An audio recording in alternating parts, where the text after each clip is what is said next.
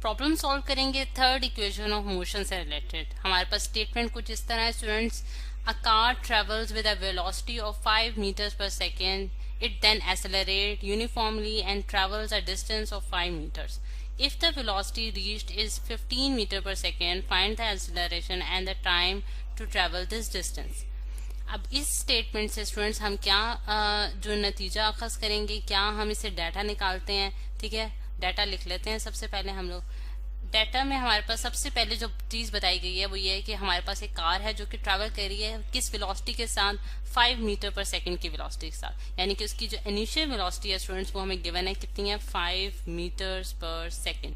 ठीक, फिर उसके बाद वो एसेलरेट करती है यूनिफॉर्मली। अब यूनिफॉर्म एसेलरेशन वाली लाइन को मैं हाईलाइट करने लगी हूँ।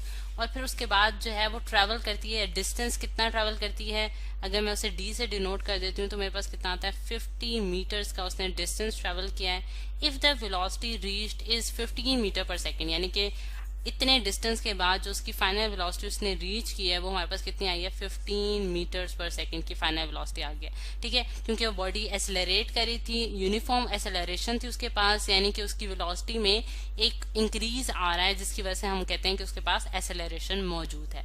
तो आपने क्या फाइंड आउट करना है, एसेलरेशन की आपने वैल्यू फाइंड आउट करनी है जिसे मैं ए से डिनोट कर रही हूँ, और आपने टाइम फाइंड आउट करना है कि कितना टाइम वो लेगी ये डिस्टेंस ट्रेवल करने में। ठीक है, जबकि उसके पास ये और ये उसके इनिशियल वेलोसिटी इतनी है हो और फाइनल वेलोसिटी इतनी हो। ठीक है, तो ये स्टूडेंट्स हमारे पास इसका कंप्लीट डाटा जो है वो बन गया।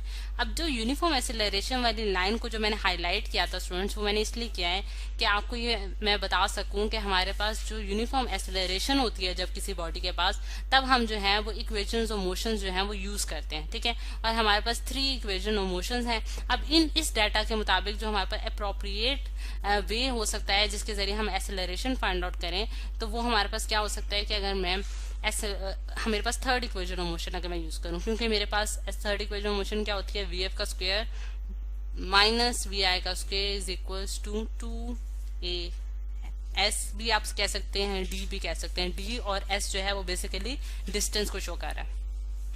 अब जैसा कि आपको जो डाटा दिया गया स्टूडेंट्स, अगर आप उसको देखें तो हमारे पास यहाँ हमें वी एफ की वैल्यू भी मालूम है, वी आई की वैल्यू भी मालूम है। ठीक है, डिस्टेंस भी मालूम है, तो हम जस्ट एसेलरेशन की वैल्यू थर्ड इक्वेशन को यूज करते हुए बहुत आसानी से निकाल सकते हैं। जबकि अगर आप फर्स्ट और सेकंड इक्वेशन को देखेंगे तो उसमें हमारे पास टाइम आ रहा होगा जो कि हमारे पास यहाँ अननोन है। ठीक है, तो हम वो नहीं यूज कर सके, तो इस वजह से हम यहाँ से एसेलरेशन की जब वैल्यू निकालेंगे तो हम किस तरह से निकाल सकते हैं, वी एफ का स्क्वायर माइनस वी आई का स्क्वायर होल डिवाइडेड बाय आपके पास ये जब आप वहां जाके मल्टीप्लाई होगा तो ये वाली जो टर्म है 2d जो यहाँ मल्टीप्लाई हो रही है ए के साथ, वो दूसरी साइड पे जाके क्या हो जाएगी, डिवाइड हो जाएगी, यानी कि 2d जो है वो हमारे पास यहाँ डिवाइड हो गया।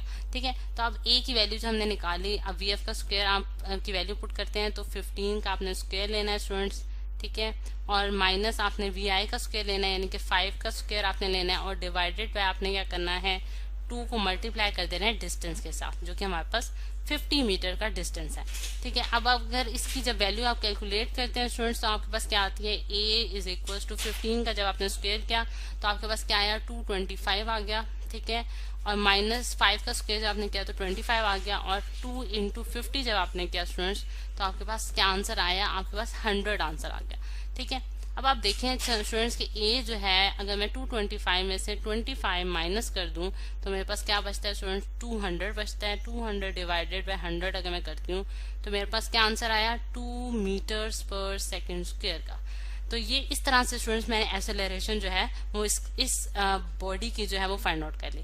अब सेकंड जो उसने अननोन हमें बताया कहा है फाइंड आउट करने को, वो है टाइम, कि कितना टाइम जो है ये कार लेगी इतना डिस्टेंस ट्रेवल करने के लिए। ठीक है, अगर हम देखें तो हमारे पास, अगर मैं यहाँ जो है स्टूडेंट्स इक्वेशंस लिखूं जिसके अंदर हमारे पास टाइम आ रहा है, यानी कि फर्स्ट और सेकंड इक्वेशन ऑफ मोशन अगर मैं लिखूं यहाँ, तो मेरे पास फर्स्ट इक्वेशन ऑफ मोशन क्या है, v f is equal to v i plus a t. ठीक है, मेरे पास एक ये है फर्स्ट इक्वेशन ऑफ मोशन, और सेकंड मेरे पास क्या है, s is equal to v i t plus half a t square. ठीक है, यानी कि ये दो इक्वेशन है, ये फर्स्ट इक्वेशन मोशन है, ये सेकंड इक्वेशन मोशन है। अब इसमें जो अप्रोप्रिएट इक्वेशन होगी जो कि मैं यूज करके मैं टाइम आसानी से फाइंड आउट कर सकती हूँ, वो कौन सी इक्वेशन हो सकती है स्टूडेंट्स, आप देख सकते हैं वो मेरे पास ये वाली इक्वेशन है। इसके जरिए भी मैं टाइम फाइंड आउट कर सकती हूँ, लेकिन अगर आप जानते हैं कि हमारे पास ये वाली जो इक्वेशन है ये क्वाड्रेटिक इक्वेशन है, क्योंकि इसमें जो वेरिएबल है यानी कि टी हमारे पास एक वेरिएबल क्वांटिटी है, उसके ऊपर स्क्वायर आ रहा है, तो इसको सॉल्व करना मेरे लिए डिफिकल्ट हो जाएगा। तो मेरे लिए बहुत ईजी वे है कि मैं फर्स्ट इक्वेशन के जरिए जो है वो टाइम की वैल्यू फाइंड आउट कर लूँ। अब टाइम की वैल्यू मैं फाइंड आउट करना चाहती हूँ, किस तरह से करूंगी? वी एफ की वैल्यू हमें मालूम है, हमें 15 है, ठीक है। इसको डिफरेंट कलर से कर लेते हैं स्टूडेंट्स, मैं पिंक कलर यूज कर लेती हूँ। 15 जो है वो हमारे पास क्या आ गई? वी एफ, ठीक है। कंट्रोल्स इसको दोबारा लिख लेते हैं। V f is equal to हमारे पास स्टूडेंट्स 15 है, वी आई जो है यानी कि इस इक्वेशन में मैं वैल्यूज पुट कर रही हूँ, और वी आई हमारे पास कितनी है स्टूडेंट्स? हमारे पास 5 थी, ठीक है। 5 प्लस ए हमारे पास कितना था स्टूडेंट्स? एक्सेलरेशन जो कि हमने यहाँ से फाइंड आउट किया है वो हमारे पास 2 है, और उसको मैं टाइम के साथ मल्टीप्लाई करूंगी, सॉरी टाइम जो है जो कि हमने फाइंड आउट करना है, ठीक है। अब अगर आप देखें 15 इज इक्वल टू 5 और प्लस 2t हमारे पास बनता है। अब 2t जो है उसको मैं अगर एक साइड पे रहने दूं, ठीक है, जिस तरह से यहाँ मैंने इसको लेफ्ट साइड पे रहने दिया है, और 2t मेरे पास यहाँ रह गया, और 15 में से मैंने 5 माइनस किया तो मेरे पास कितना बना? 10 बना, ठीक है।